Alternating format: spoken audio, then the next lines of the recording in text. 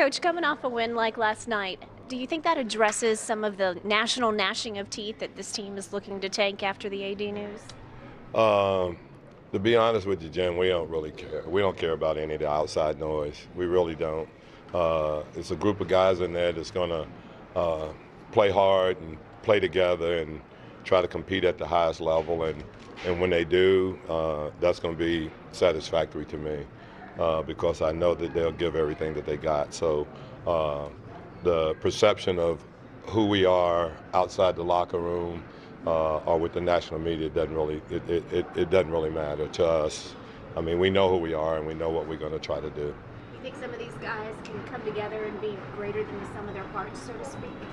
Well, synergy has always been a thing that has kind of driven, the teams that's really facing, kind of driven adversity, if you want to call it that. But I think as a coach, my whole deal is like if you play hard and you play together and you compete, at the highest level that you can, good things usually happen. So that's got to be, our motto, for the rest of the season. And when we have healthy guys, we'll play them, and when they're not healthy, we'll have to play someone else. And that's the way we got to look at it. Anybody coming back tonight? No.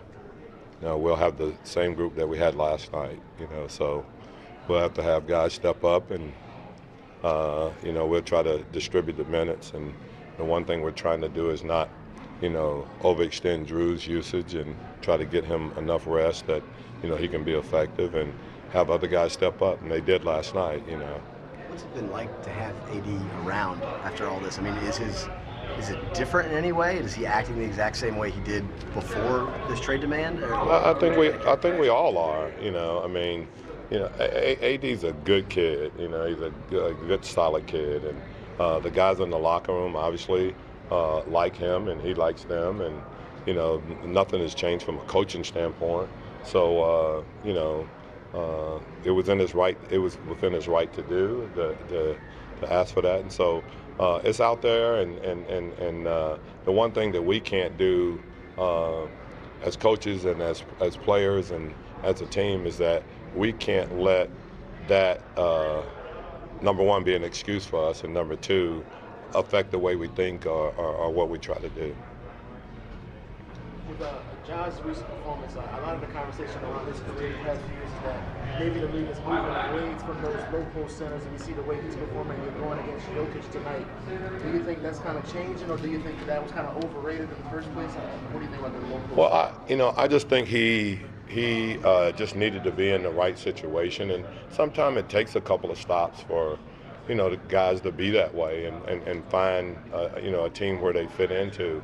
He's been really good for us, and I think he's been really good because he's put in the work. If you come in before practice, he's in there and he put in the work, and after practice, he's putting in the work.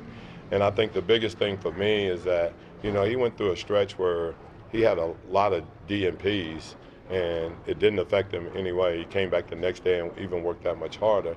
And I told him that, at some stage you'll get an opportunity, and you just got to be ready. And I think he seized the opportunity and took advantage of it because I think he's playing really good basketball for us. When AD gets cleared from this injury, do you anticipate him to play another game for you guys? That's a hard thing to answer. I don't really know how to answer that, really. Assuming he's not been traded. I assume that he will. I don't, that's something that obviously is going to have to be discussed and seeing, what's best for him, what's best for our team. I mean, is it awkward in any way having him? No. It's not awkward at all. I think if you ask every guy in the locker room, they'll tell you the same thing.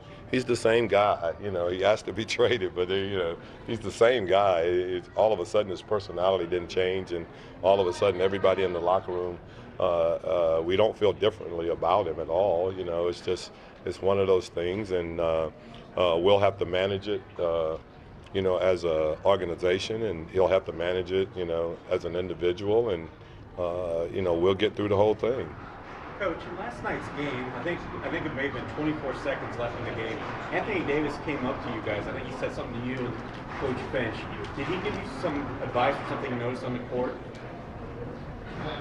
You think I'm going to answer that? I was just curious if you know. It was conversation, yeah, and it was very good conversation. Okay. It was very positive conversation, yes.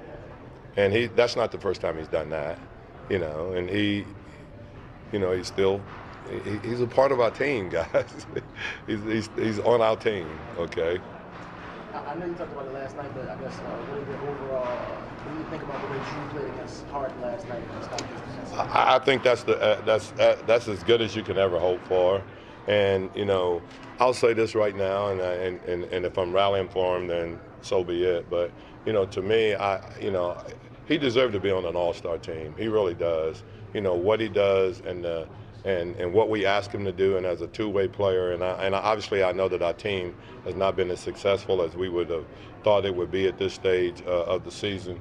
But you know, to hold Harden to 37 points, and that in itself is a crazy statement to say to hold somebody to 37 points.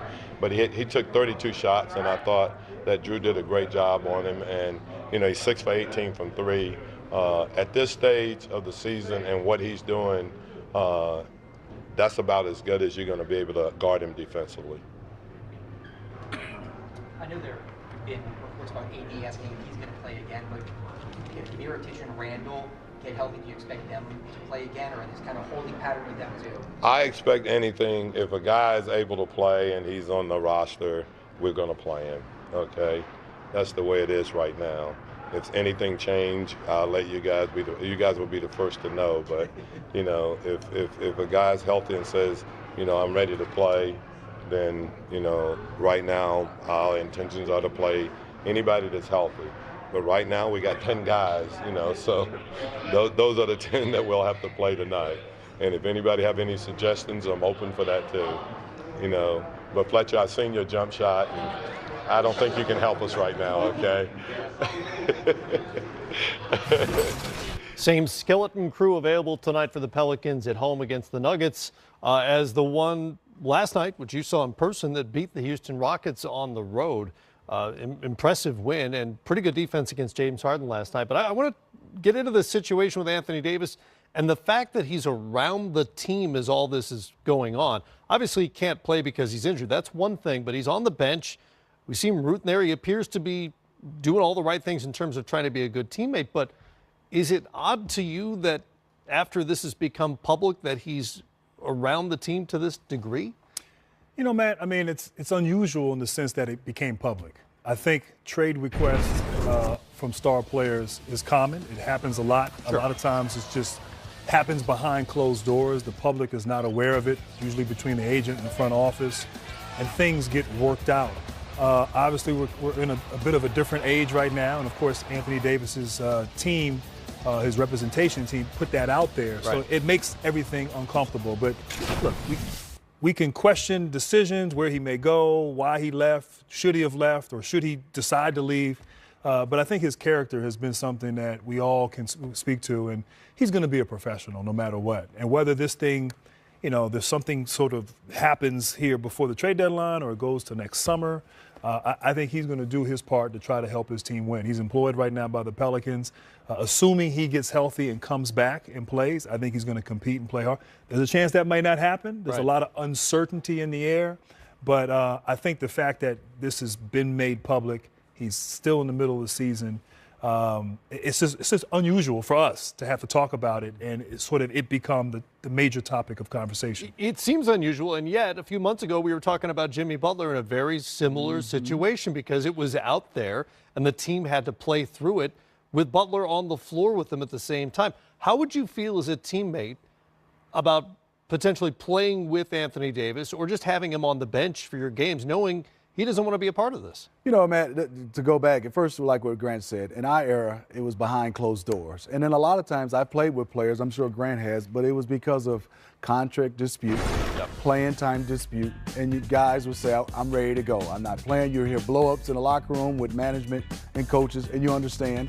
And they would come out and play, and it was awkward because you can see that guy sometimes gunning, taking 9, 10 straight shots, or that guy not taking shots, passing up shots. You throw them to him, catch it, throw it back to you.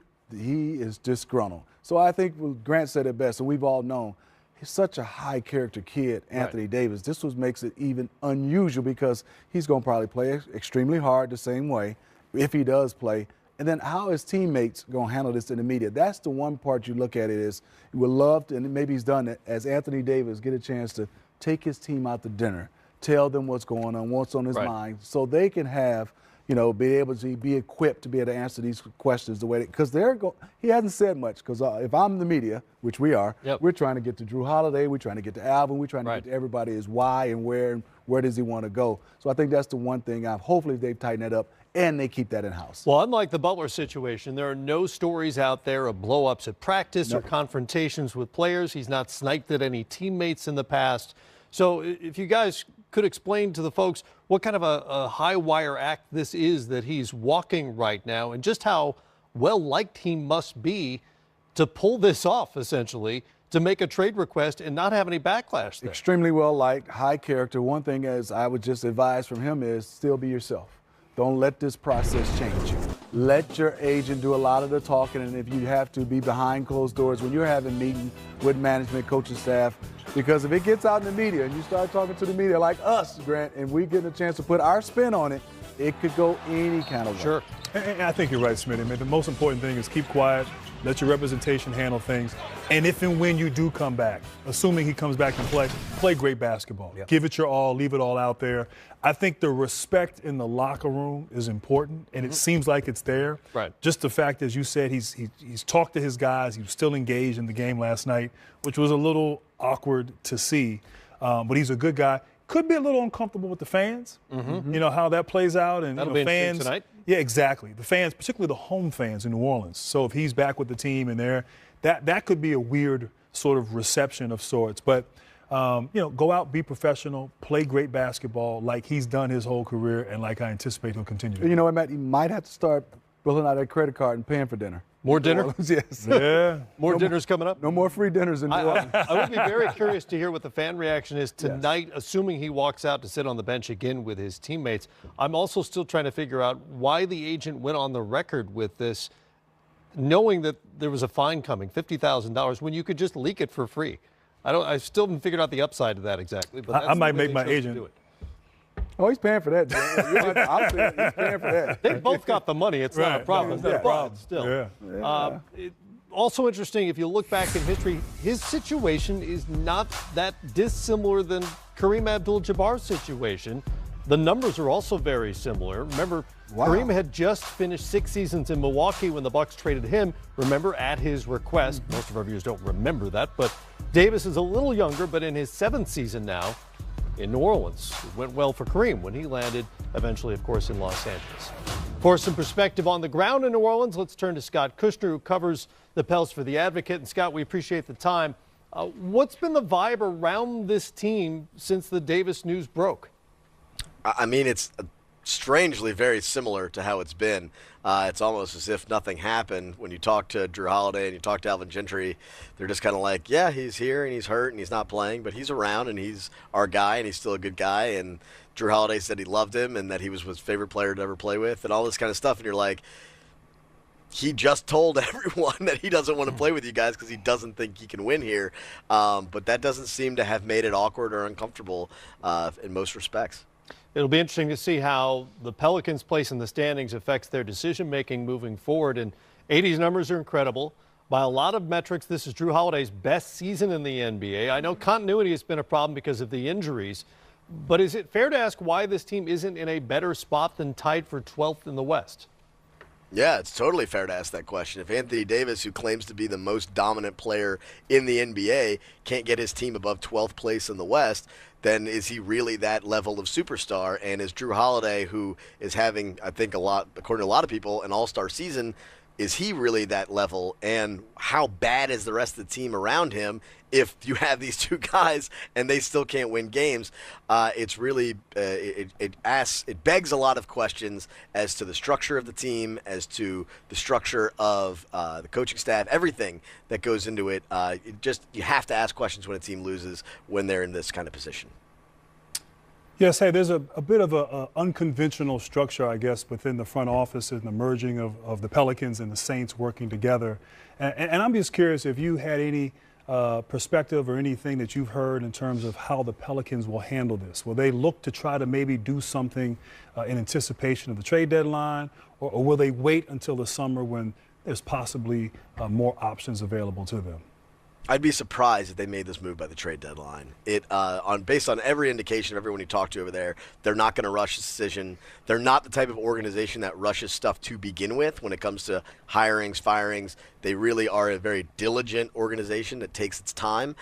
So I don't think it'll be any different here. And this is a huge, giant decision and probably the biggest trade in the history of the franchise, or at least in the last 10 years since the Chris Paul deal. I don't believe you'll see something by the trade deadline unless the Lakers absolutely blow them away with an offer, or some team that we don't expect comes in and it gives them a superstar back, which I don't know why anyone would do that in exchange for a superstar. Scott, Steve Smith, you talked about it from, I guess, the coaching staff. We heard it from Alvin Gentry, the players, everything is the same. What about from fans? And we were up here talking about how was his reception, in your opinion? Have you heard anything how they will receive Anthony Davis? It's kind of been interesting because most of these situations, the fans boo the heck out of the player, and it's, there's a lot of negativity. I put up a Twitter poll the other day. I had like 3,500 votes. 86% said they're more upset with the Pelicans than they are with Anthony Davis. I think that is pretty common, the refrain around here, which is that the Pelicans failed Anthony Davis more than Anthony Davis failed the Pelicans. And I think that narrative could change if he starts demanding that he goes to the Lakers and he makes this trade worse for this franchise going forward. But for now, I think most people understand the plight that AD is in, understand that he played very hard for 7 years, and for 5 of them he played at an extremely high level, and that they just simply didn't put the team around him to win. Scott, I have a follow-up question. Jahlil Okafor, I've been a big fan of his. I love the way he played. Obviously, last night he was tremendous. In your opinion, you can't replace Anthony Davis with that type of talent. Can Jahlil Okafor kind of hold down that center spot for the Pelicans? And what have you seen throughout this season from Jahlil? I think he's been the lone bright spot of the season, honestly. Drew Holiday's played great as well, but I think everybody expected that, and he makes $25 million. Jahlil Okafor was on his way almost out of the NBA. He signed a non-guaranteed contract entering training camp, and now he's putting up 20 and 10 the last couple of games. He's been just a great attitude around there. Everybody likes him. Everybody respects him, and I think there's a lot of people who are very happy for him. As far as if he's going to replace Anthony Davis, I mean, technically he will replace him in the lineup, and he might put up some points on a bad team, which is what this will be in the second half of the season. But he will be part of this team next year. He's got a team option. I don't believe he'll be a starter, though. I think he's probably just the way the league has gone. It's so hard for him to match up defensively most nights. But I do think he is a prominent piece of what they'll have going forward, and I think he has a future in this league, which he might not have about a year ago. Scott, we appreciate the time. It's going to get really interesting in New Orleans over the next few weeks. Scott Kushner with us from The Advocate. Thank you. All right, guys, in a possibly related story, if you're trying to connect dots and project who's going to be playing where next season, Rick Bucher from Bleacher Report says a source has convinced him that Kyrie Irving is interested in reuniting with LeBron James in Los Angeles with the Lakers. Remember, at the beginning of the season, Kyrie vowed to re-sign with the Celtics, basically quash that whole conversation about his free agency. Are you surprised by this? Are you buying this? Do you take him at his word that he's coming back to Boston? One thing I love is what Kyrie Irving did. You just talked about it. He squashed that so we wouldn't be a story. Now we hear this story that he might be joining LeBron James. Well, I'm going to be a source. I think he's going back to Cleveland. So, I mean, for me, Grant, these rumors and all this, it's going to circle from every guy until they ink the deal. Right. And I think that's the era we're in. Wherever Kyrie wants to go, we shall see. I understand players right now, because if you want to make sure everything's in peace when you sign this long-term deal, especially with the money they made before, they can wait longer and get a chance to pick the opportunity that fits them best. And I think that's what Kyrie's doing and waiting to the end of the year.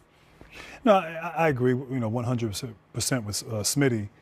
It's just, it's tough. And obviously Rick Bucher is somebody we know very well and we respect, and may have a source who said this. But until to me comes out of Kyrie Irving's mouth or his agent, right? Then you just, you got to go with the flow. I mean, he's going back to Cleveland, as Smitty said. I do think he has a great situation. I think it would be certainly you can speculate, you can talk, and I feel like this is like the time of the year, yes, where trade deadlines next trade week, there's deadline, a lot of stuff potentially brewing out there. Yeah, and so it's and then we get into the trade deadline, All-Star, and then we kind of sprint to the finish line. But I know they had great success together, and maybe didn't always appreciate each other. And obviously, Kyrie came out a few weeks ago and talked about that, his phone call with LeBron James, and winning a championship together. But right now he's with the Celtics, and that team, I think his focus is on trying to get the most out of the current group of guys they have. They really haven't played up to their potential,